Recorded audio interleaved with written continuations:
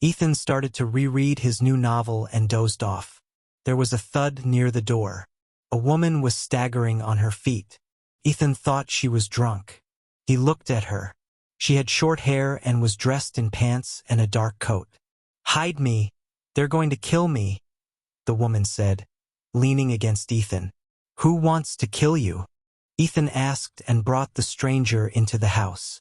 Curiosity, anxiety, and caution overwhelmed Ethan. "I think I'm going to faint," the woman said. Her face was pale, her eyes barely open, and sweat was trickling down her forehead. "Hide me until my pursuers are gone. Don't call a doctor or anyone else. You should know, you're not doing anything wrong by helping me," she added before losing consciousness and hitting the floor with a dull thud. Ethan's instincts told him this was no ordinary intruder, but he had no idea what was happening. He dragged the woman into the basement. After unzipping her coat, he saw a wound on her. It looked like a gunshot. He took one of his shirts and tied it tightly around the woman's chest, covering the wound with this makeshift bandage. In his books, he wove complicated plots and stirred powerful emotions. But this wasn't a fictional scenario. This was real life. This woman's fate was now in his hands, and he didn't know the best way to act. Not long after he had cleaned himself up, there was a knock on the front door. It was two men. Ethan invited them in. They were looking for a dangerous fugitive.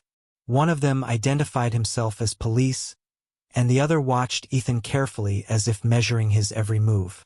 After a short discussion, they left. Ethan had kept his cool in front of them, but he couldn't help but wonder if these men were really from the police.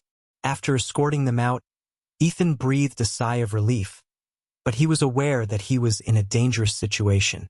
Ethan locked the door and sat down at his desk, suspecting that the men were watching him from outside, especially since he hadn't drawn the blinds.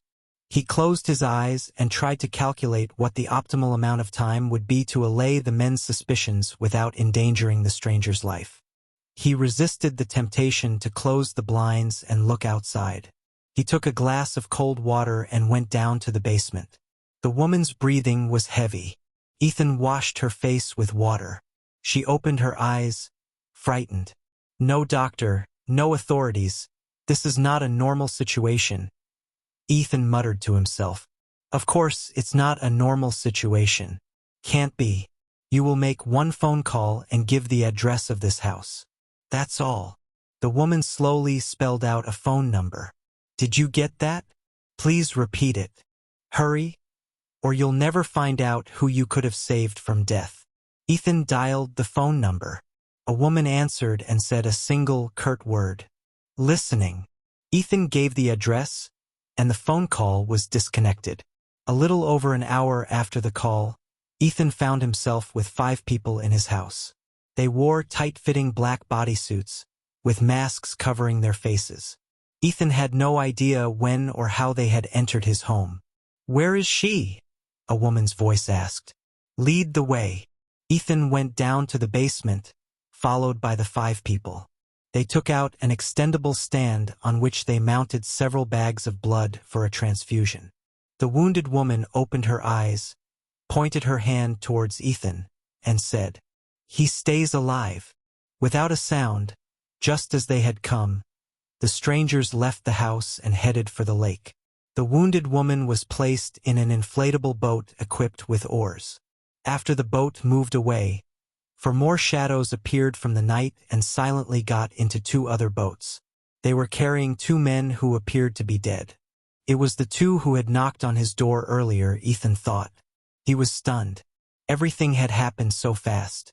Who the hell had he helped? Maybe he would never find out.